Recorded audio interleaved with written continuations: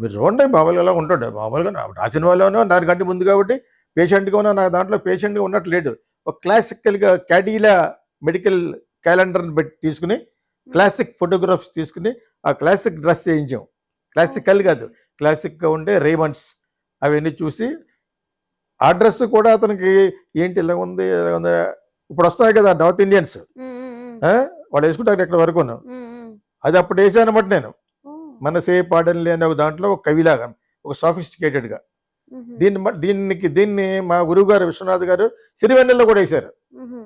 సర్వోదయన్ బెనర్జీ. సర్వోదయన్ బెనర్జీ అంటే మీ ఏజ్ తెలియదు కానీ మొన్న యాక్ట్ చేశాడు కదా లక్కీ భాస్కర్ వాళ్ళ ఫాదర్, దుల్కర్ సల్మాన్ ఫాదర్. అతను పెద్దోడు అయిపోయాడు.